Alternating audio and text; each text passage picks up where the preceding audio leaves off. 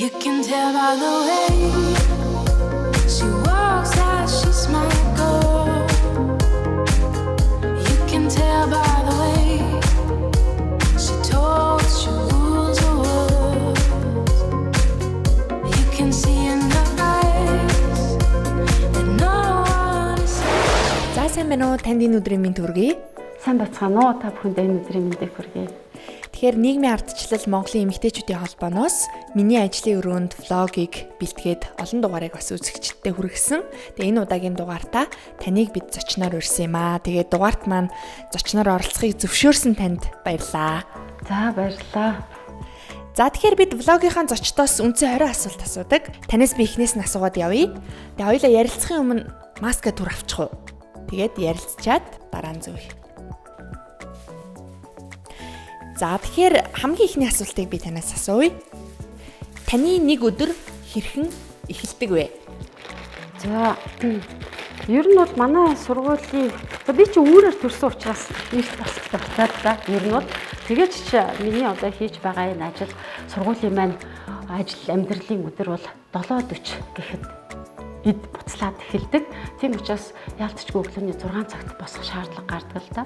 Өглөө 6 цагт босоод урд шөнөнийг бэлдээ тавьчихсан бүлээн ус заримдаа зүгийн балтай эсвэл сахартай ус. Тэрийг уучаал тэгэл хувцснараа өмсөөл ингэж явж байхдаа сүүлийн үед би 5 салаа ууж байгаа. Тэгээ 5 салаагаа урд шөнө бас бэлдээд буцалгаа тавьчихдаг. Тэрнийгээ залгилчаад тэгээ юм хүмүүс бэлдэж явж байгаа гарахтаа нэг халбаг шарт тос өмгчл тэгэл 7:10 гэхэд яг гэрээсээ гараад 7:40 гэхэд сургууль дээр харин одоо хөл хорой тавигдсанаас хойш бол 8:10 гэж гарч байгаа. За дараагийн асуулт. Ажлаа та төлөвлөдгөө олон жил сар 7 хоногор төлөвлөдгөө яг тэр төлөвлөгөөг хэрхэн гаргадаг вэ?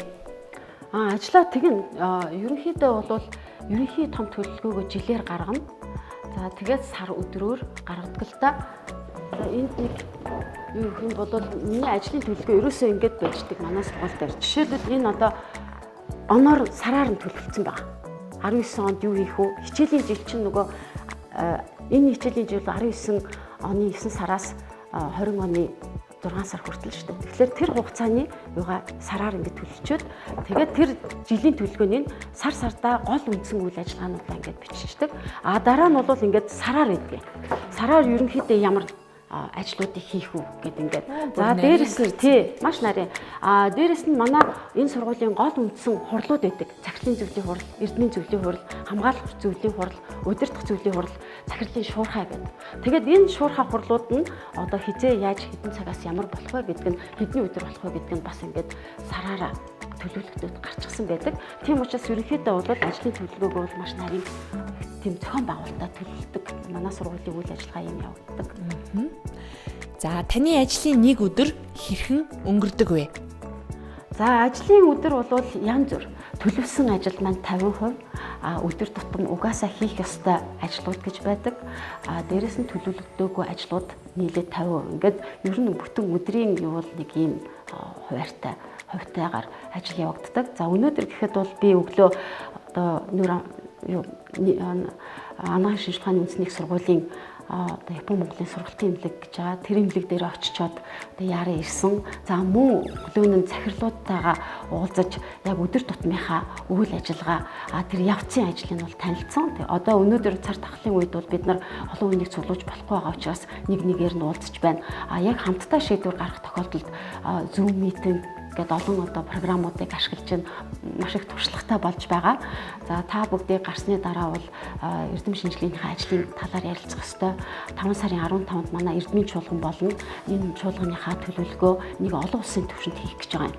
За дараа нь яг уу гэхээр нөгөө олон өдөр тутам хийгдэх ажлууд байна. 15 цагаас анагаахын шинжилгээний үндэсний сургуулийн эмнэлгийн менежментийн төслийн удирдагч Токушима гэх сургуулийн профессор Ирихара Абусан Мурасава гэдэг энэ хүмүүстэй онлайн хурлыг хийн. За энэ хуралд бол миний би анагаахын шинжилгээний үндэсний сургуулийн эмнэлгийн захирал анагаахны доктор профессор Отгон Баяр эмзэн асуудал хариуцсан дэд захирал Зориг нар оролцсон. Дараа нь 16 цагаас төрийн ихтэйд 6 сургуулийн захирлууд уулзаж судалгааны сургууль болоход одоо яг ямар бэлтгэл ажлаа яаж хангаад байна уу?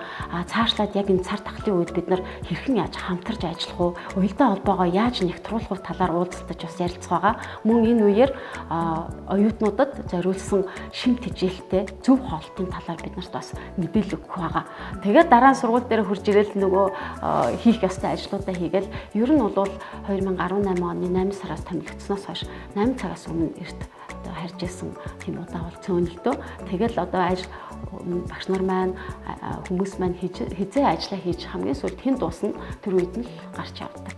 Ерөнхийдөө нэг ийм л өдөр өнгөрдөг. Янз бүр. За дөрөв дэх асуулт. Таны цүнхэнд тогтмол байдаг зүйлсийг харж болох уу? За яг уу би ингээд нэг гар цүнх гээд ингээ явдгийн. За энэ дотор бол мэдээж одоо энэ маск байна. За гар ариутгагч бол энэ тэнд очоод гэхдээ байгууллагууд маань бүгдээрээ гар ариутгагч тавьсан байна. Энэ бол маш сайн. Гэхдээ яг уу зарим тохиолдолд ингээд бас хэрэглээд явдгийн. За ерөнхийдөө бол миний гол ажлын цүнх бол энэ ингээд цүнхэлтэй. Энэ дотор хүнд цүнх байна да. Энэ дотор бол юу ах вэ гэхээр миний энэ компьютер байна. За тэгээд энэ iPad байна. Өдөр тутмын нөгөө хилээд идэг цагаараа яг нөгөө ажлынхаа төлөвлөгөөг гаргадаг ингээд энэ цагаараа ингээд биччихсэн өдөр өдрөөрөө цагаараа байж идэг энэ төлөвлөгөөний дэвтрүүд маань байна л да одоо жишээлбэл ингээд за энэ байж гин за дээрэс нь энэ тэнд явж байхад бас тэмдэглэлээ хийх одоо хүмүүстээ үүрэг даалгавар өгөх хүмүүс надад үүрэг даалгавар өгөх тэр бүх юмыг тэмдэглэдэг за тэгээ сонин сэтгүүлгээд ерөнхийдөө энд юм маань бол нэлээд том овоортой юм. За үргэлжлүүлээд таны ажлын ширээн дээр тогтмол байдаг зүйлстэй бас. За тогтмол байдаг зүйл бол энэ төрүүчийн ажлын төлөвлөгөө гэсэн энэ бол ерөнхийдөө энэ том ширээн дээр байдгийн. Би бол ажлаа бол энэ ширээн дээр л хийн. За энэ Алсын хараа 2050 бол аягүй чухал. Энийг бол бид бүгдээрээ уншиж үзээд яг ихтэй сургуулиудыг хөгжүүлэхэд тэнд яг ямар асуудал тусгагдж вэ? Юу тусгадаагүй орхиж вэ гэдэг дээр бид нар нэг бүрчлэн уншаад анализ дүгнэлт хийгээд саналаа бас хөрвүүлчихсэн байж байгаа. За энэ бол одоо бидний бараг өдөр тутмын бид нар чи 2050 он хүртэл онцгойрноо яаж хөгжүүлэх үү гэж байгаа учраас энэ маш чухал. За дээрэс нь энэ бид нар энэ цахим сургалтыг бол энэ жилээс маш эрчимтэй хөгжүүлж байна. Ер нь анагаах шинжилгээний үндэсний сургууль бол цахим сургалтын бол хөгжүүлж ирж ирсэн ер нь туршлагатай ийм сургууль. Магистра гэгтэл одоо цахим сургалтаар явуулдаг шүү дээ. 2 техник болон техник бусаа. Тэгээ энэ цахим сургалтын үедээ бид энэ 1 сарын 24-өөс өнөөдөр хүртэл ерөнхийдөө үнэлгээ хийгээд ингээд судалгаа хийгээд гаргаад ирсэн. Тэрний тайлан байгаа юм. Цахим сургалт яаж явагдаж вэ гэдэг энэ тайлан. Энэ дээр бол манайх нэлээд сайн үнэлгээ авсан байгаа. За дээрэс нь яг энэ онцгой комиссаас гаргаж байгаа одоо заавар шийдвэр сайдын одоо тушаал тий эднэрийн дагуу бид 1 сарын 24-өөс 4 сарын 15 хүртэл манай сургууль ямар арга хэмжээнүүдийг авч хэрэгжүүлвэ гэдэг югаараа бид тайлан гаргацсан байгаа. Энийг боловсрол соёлын шинжилгээ спортын сайд, эрүүл мэндийн сайдад хөрвүүлсэн байгаа. Энэ бол одоо яг бид нар их чухал. Энэ бол ингээл ариул илүү нэмэгдээл ариужаад л ингээ яваад юм гэсэн үг. За дээрэс нь бол энэ бол миний бас их чухал хэрэгсэл. Энэ дээр би одоо хүмүүстэйгээ захирлуудтайгаа багш нартай хожихдаа заавал зурж бичиж юмын зааж ингэж одоо үзүүлдэг. Тийм учраас энэ миний бас их чухал хэрэгсэл байгаа. За удахгүй ингээд манай хамгаалт урьдчилан хамгаалт болох учраас энэ урьдчилан хамгаалтын эрдмийн зүйл бол 7 хоногт нэг удаа хуралддаг. Би сая тэр хуваарийг үзүүлсэн. За ингээд 2 хамгаалт байгаа. Энэ хамгаалтууд тэг бол бид энэ судалгааны ажилтан танилцах хэрэгтэй байдаг. За тэгээ танилцаад тэр асуудал байх юм бол урьдчилж хүүхдүүдтэй бас зөвлөж шилж өгнө. Тэгээ энэ асуудлыг оруулахын тулд өөрөө бас маш их юм унших хэрэгтэй юм байдаг. За тэгээд бид нар энэ боловсрол соёлын шинжилгээ спортын яамнаас энэ судалгааны ажлын зохион байгуулах юм бичиг албан тоот ирсэн. Түүний дагуу бид нар 8 чиглэлээр манай сургууль манлайлж судалгааны яг энэ COVID-19-тэй холбоотой судалгааны ажлыг хийхээр болж байгаа. Тэгэд энэ хурлаа бас энэ та бүхэнтэй уулзсны дараа бас хийн. Энэ бол маш чухал. Яг ямар чиглэлээр вэ гэхээр одоо энэ тархах судлалын статистик судалгааны баг гэдэг нэмэлцүүн судалгааны баг. За энэ олон улсын судалгааны тоон мэдээллийг одоо тоомлж дүгнэлт хийж гаргах, нийгмийн эрүүл мэндийн чиглэлээр ямар судалгаа хийх юм. За зан үйлний судалгааны баг гэдээ байна. бичил амьд дархлаа судалгааны баг, молекул биологийн одоо судалгааны баг гэдэг ингээд маш олон одоо манай сургуульч судалгаа шинжилгээ хийдэг учраас байна л да. За манай сургуулиас нь тарих судлалын хүрээлэнг хөгжүүлээд явж байгаа байгууллаад ягаад гэвэл бусад улс орнууд бол хөгжилтэй орнууд энэ тэргүүлэх шинжилгээ ухаан болох тарих судлалыг бол түлхүү хөгжүүлдэг байгаа. За ерөнхийдөө ийм байна. За энэ бас чухал ном л да. Энэ бол миний 106 настай багш энэ анатомийн номыг өөрөө хийсэн. Энэ дотор байгаа бүх зурагнууд бол яг тэр хүний амьд одоо хүний яг жинхэнэ цогцсон дээр хийсэн зураг. Одоо яг өөрөө тэрийг бүгдийг ялгаад ингээд байсан. Тэгэл энэ номыг бол бид нар одоо ингээд надад эрхийн өгсөн. Энийг орчуулад хэвлүүлээд тэгэхээр энэ бол маш одоо гоё одоо хичээлийн сурах бичиг болох юм аа. Ингээд салбарын бол их том бүтээл биш үү? Маш том бүтээл тийм. Тэгээ энэ жилээс бид нар бас үндсэн сурах бичгүүдэд хийж эхэлж байгаа. Яг олон улсын стандартад нийцсэн хадмал орчуулагтай, индекстэй. За тэгээд бүлэг болгоных нь араас нь шууд одоо хэрэглэсэн, ашигласан номных нь ном зүүн явж идэг. Олон улсын стандартанд хүрэхээр 24 сурах бичгийг шинжилгээр төлөвлөгөө гаргаа явж байгаа. За иймэрхүү л байна. Энэ хулгана яасан гэхэлэр энэ жил бол лабораторийн амьтны жил байгаа байхгүй юу. Тэгэхээр манай сургууль юугаар онцлог вэ гэхэлэр энэ хулганыг үржүүлж тэжээдэг. Энэ бол манай одоо эрдэмтдийн бүтээсэн хулгана гэж бараг хэлж болно. За энүүгээрээ бид нар бол үржүүлээд тэжээгээд судалгаа шинжилгээнд ашигладаг. Энэ хулгана бол бидний хөгжил, дэвшил, эрүүл энхийн төлөө өөрийнхөө амь насыг золиослдог ийм амтан. Дээрээс нь энэ жил бол хулган жил. Тийм учраас энэ хулгандаа зориулж бид нар хөшөө барих гэж байгаа. Энэ манай багш нарын бүтээл.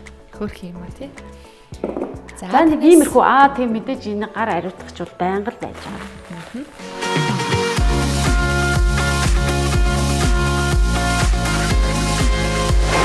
За одоо 6 дахь асуулт асууя. Та ямар стилээр хувцаслах дуртай вэ? За ер нь бол ингээл костюм бичээг өмсдөг ихэнхдээ. Энгийн Монгол тэрлэгээрээ гоёх дуртай. Энгийн үед бол тэгэл энгийн л хувц өмснө. Ганц юунууд дандаа өсгийтэй төвл өмснө. Миний бүх готлоод өсгийтэй. Тэрэл бол миний бас нэг чухал хувцлтын нэг хэлбэр. Эерэг бодол өөдрөг үзлээр сэтгэлээ хэрхэн тэтгдэг вэ? Ер нь бол маш өөдрөг үзэлтэй юмыг болгоно бүтээн гэж боддог. Тэгээ бүтээхийнхаа төлөө зүтгэдэг. Таны хобби юу вэ?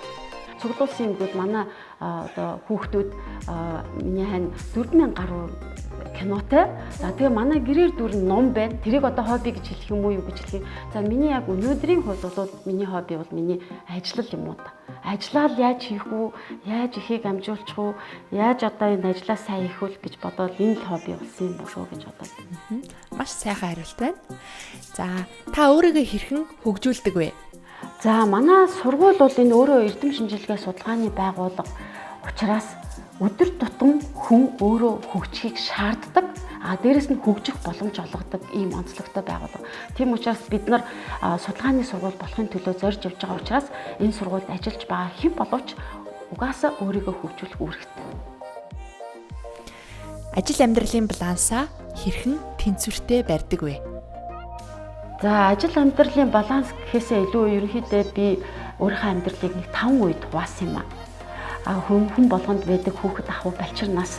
Тэр насандаа бол яаж сайн хүн байх уу, сайн хүү байх уу, хичээл номдоо яаж сайн сурах уу, гэр орныхаа ажил хийх үү, тэр үед чинь би ч одоо шалаа бүр ингээд хөөсөртөн савндал угаадаг. Ээж орж ирэл үүдний тэр хаалганы үүдэнд альчуурууд ингээд чихтэй заавал байх хэвээр. Манай ээж чинь өөрөө нэрээ амж маш нимбаа хүн байдаг.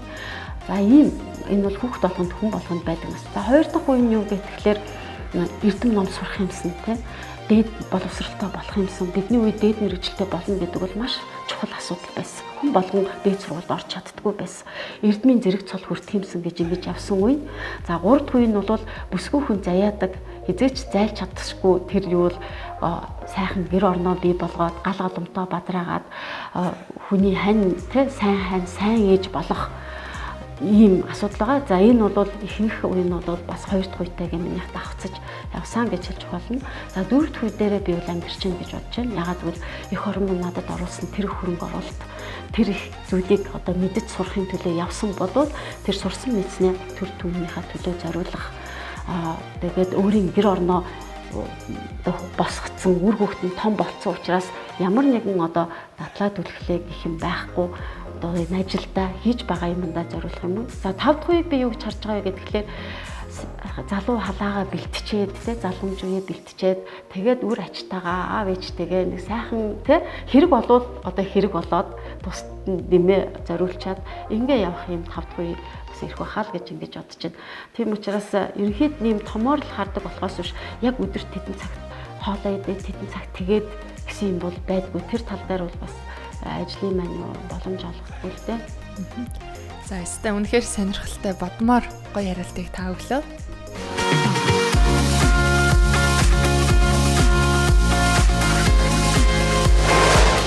За би танаас 11 дахь асуултыг асууя.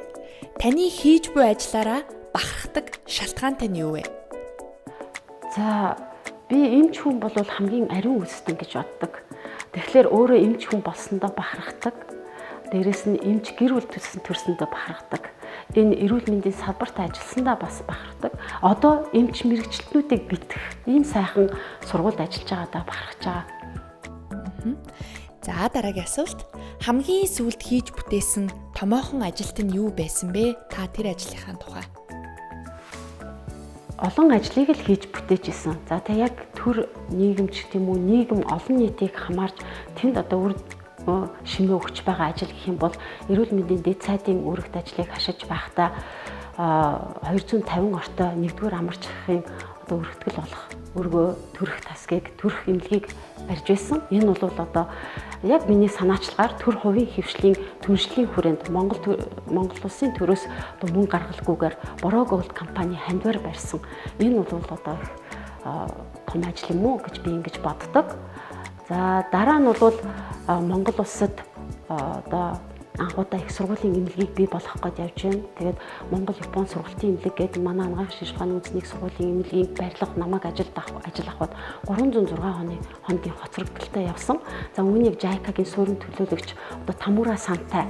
Манай Тамура Сан бол маш тийм хичээл зүтгэлтэй эрч хүчтэй эмэгтэй хамтраад шинэ одоо энэ барилгыг ажлыг дуусгах ажлын төлөвлөгөө гаргаад 4 сарын 12-1 гэхэд улсын комиссд өгч 6 сар дотор барьж дуусгасан. За энэ бол үнэхээр бас чухал том бүтээн байгуулалтын ажил байсан болов уу гэж бодож байна. Энэ тухайн мэдээллийг би өстэй танаас л авлаа өмнө сонсож байгаагүй. Тэгэхээр ийм зүйлээ бид нар бас энэ нэвтрүүлгээрээ дамжуулж одоо олон нийтэд хүргэх нь л одоо нэвтрүүлгийн маань гол зорилго л доо.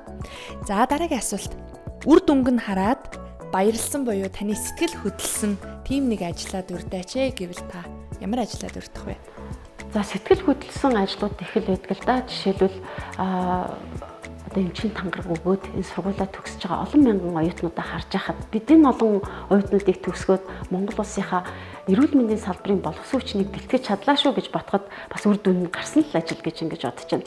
За яг бодит үр дүнд гарсан гэх юм бол сая би хэллээ 2011 онд Улаанбаатар хотын хүн ам 750 мянга байгаад 1.4 сая болцсон байхад сүүлийн 30 жил нэгч эмнэлгийн барилга төрөх эмнэлгийн барилга байтугай эмнэлгийн барилга баригдаагүй энэ үед саяны одоо тэр 9.8 нийлээд тэр нэмэгдээд 11.1 тэрбум төгрөгөөр Бороо Голдын хандвар эмнэлгийн төрөх эмнэлгээ 1 жилийн дотор бариулаад тэнд маань олон сайхан Монголын ирээдүйд болсон үрс маань 90 сард мэдлж яхахыг харахад бахархалтай. Одоо би хажуугаар нь явж байхдаа ч гэсэн бахархдаг. Энэ бол үнэхээр одоо тэр төр хувийн хөвшлэл гэж юу байдгийг бэ гэдгийг боддоор үзүүлсэн үйл ажиллагаа байсан. За нөгөөх нь одоо саяны энэ анагаах шинжилгээний үндэснийхээ сургуулийн эмнэлгийг нээгээд Монгол улсын ерөнхий сайд очоод Япон улсын засгийн газрын гишүүн гадаад хэргийн сайд Торо Канагон төрийн өндөр дээд хэмжээний уулзалт сургуулийн маань эмнэлэг дээр болж төрийн одоо дуулал маань тэнд ихшгэлж хахад бахархалтай санагдчихсэн. Та мэдээллийг хаанаас авдаг вэ? Магадгүй хаанаас авсан мэдээлэлтэй илүү их итгэдэг вэ? За мэдээллийг бол би нотлогоотой, харьцуулалттай, шинжилгээ ухааны үндсэлтэй мэдээллийг бол чухалчилж үздэг. За тэгээд альва нэгэн мэдээлэл байлаа гэхэд түүний сөрөг одоо тэр хариулт ч юм уу те юу байх нь вэ гэдгийг бас хардаг л да. Тэр дундаас одоо гол анализ хийх боломж олдог. За тэгээд тэрэн дээрээсээ өөрийнхөө одоо үзэл бодол маань илэрхийлэгдэж тэрийг ийм юм байна гэж одоо бодох дүгнэлтээ их боломж гардаг. Таны бодлоор эх оронч хүн гэж ямар хүнийг хэлэх вэ? Эх оронч бүр наад захын хийж байгаа ажилдаа л эзэн болохыг би эх оронч гэж хэлэх гээд байна л да. Түүнээс биш олон сайхан гоё үгээр эх оронч гэж тийм ийм гэд ярьдаг. Тэгэхээр Монголын одоо зөөр үг байдаг. Сэтгэлд үгүй бол нүдэнд үгүй гэж. Тэгэхээр альва жоохон юмд чин сэтгэл байх юм бол тэр нүдэнд харагдаж гарт баригдтал үр дүн нь гардаг. Тэгэхээр эх оронч гэдэг үзэл бол альва хүний хэлж байгаа үг, үйлдэл тэр жоохон юмнаас л одоо илэрнэ л гэж ингэж ойлгож байна.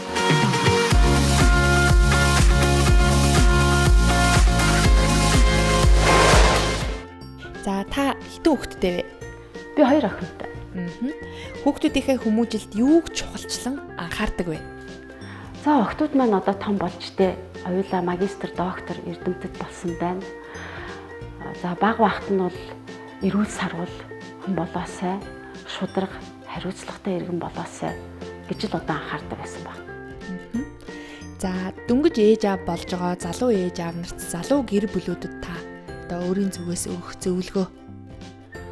Залуу аав ээж нартаа бол би юу гэж хэлэх гээд байна вэ? Тэгэхээр хорвоо дээр хоёулаа л амьдрна. Тийм учраас бие бинийгээ хайрлаж, хүндэлж, бие биендээ урам өгж амьдраасай. Тэгвэл тэрнээсээ хэд дахин илүү урам хайрыг авдаг юм шүү. Нэгдүгээрт, хоёрдугаарт нь бол зоригтой өөртөө үнэнч байгаарай гэж хэлмээр байна. Тэгэх юм бол амжилтанд хүрнэ, бас бусдад үнэнч байж чаддаг. Гуравдугаарт нь залуу ээж нартай хэлэхэд ангир шар уурга үрдээ 2 нас хүртэл хүлээрэ гэж хэлэх байна. За өстө маш гоё зөвлөгөө байна да. Хэрэгтэй. Монголын ирээдүйг та яаж харж хэрхэн төсөөлж байна вэ? Үүнийхээ төлөө өөрийн зүгээс юу хийж байна вэ? Монголын ирээдүйг би маш гэгээлгээр төсөөлж байна. Монгол улсын одоо ирээдүйн Монголын ард түмэн. Монголчууд бид амны ишгтэй буян заяатай ард түмэн. Монголчууд бид хурдтай, хүчтэй, эрүүл чирэг ард түмэн. Бас маш мэдрэмжтэй. Тийм учраас энэ ард түмэн байхад Монголын одоо энэ ард түмний буян заяад бид хөгжиж, өсөж чадна гэж ингэж итгэдэг. Тийм учраас энэ Монгол улсынхаа сайн сайхны төлөө төр маань, эх орон маань ямар үүрэг даалгавар өгнө тэрийг тоогдоод хийж байгаа бол тоогдох хэмжээнд хийя л гэж ингэж бодож байна. За 19 дахь асуулт.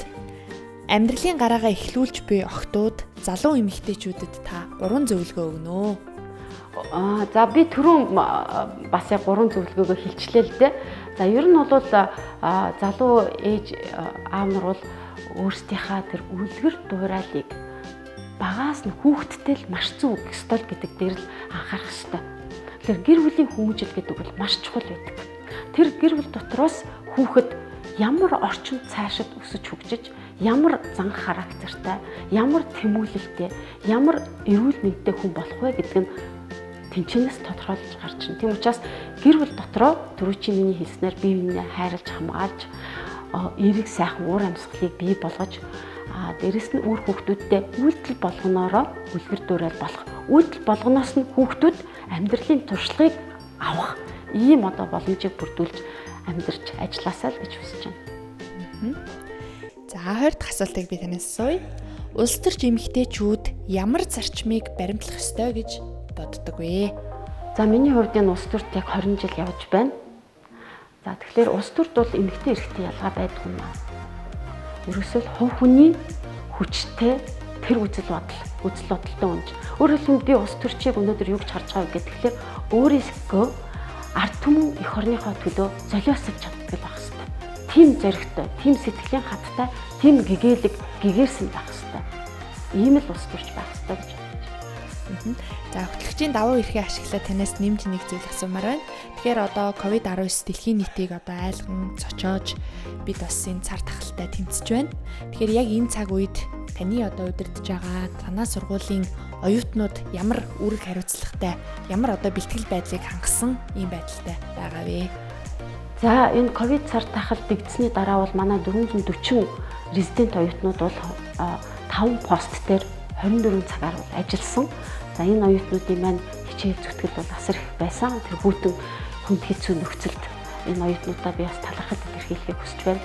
Одоо манай 829 солихын сургуулийн оюутнууд Монгол улсын 21 аймаг бүх сүм дүүргийн өрхийн төрөлцсөн нарийн мэргэжлийн эмнэлгүүдэд өөрийнхөө сурсан мэдснээ ард түмэндээ зориулаад эрүүл мэндийнхээ салбарт тусдын болоод явж байна. Энэ бол бас би оюутнуудаараа бахархах ёстой гэж ингэж ойлгож байна. Багш нар маань энэ хүнд хэцүү үед эмч, сувилагч нарын сэтгэл зүйн байдал хүнд хэцүү байдаг. Гэр орондоо тэр болон харьж чадахгүй байна, очиж чадахгүй байна.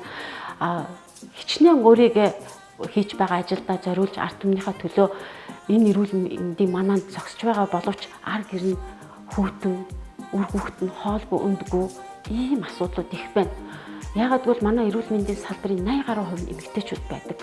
Тийм учраас энэ хүнд хэцүү үед бол тэдний сэтгэл зүйн байдлыг дэмжих маш чухал. Тэгээ энэ тал дээр бол сэтгэл зүйн чиглэлээр нь одоо менежментийн эм сургалт хичээлүүдийг явуулж байна. За манай 6 дугаар курсын оюутнууд гэхэд хэрвээ одоо эх орон маань дуудаад бэлэн байдал бай гэх юм бол одоо тангараа өргөөд ихэмж болох гэж байгаа хүмүүс бол сэтгэл зүй, оюун мэдлэгийн хувьд бол бэлэн байдалтай л байж байна. За манай багш нар бид нар бол энэ судалгааны багуудыг байгуулад ингээд одоо энэ судалгаа шинжилгээнийхээ ажлыг хийгээд хүн болгон энэ үйл хэрэгт хүчин зүтгэж явж байна. За тэгээ тантай ярилцах маш сайхан байлаа. Тэгээ таны цаашдын ажил үйлс өндөр амжилт хүсье. Ингээд нийгмийн арчил Монголын эмэгтэйчүүдийн холбооноос бэлтгэн хүргэж байгаа Миний ажлын өрөөнд влогийн маань энэ удаагийн дугаар ийхүү өндөрлж байна.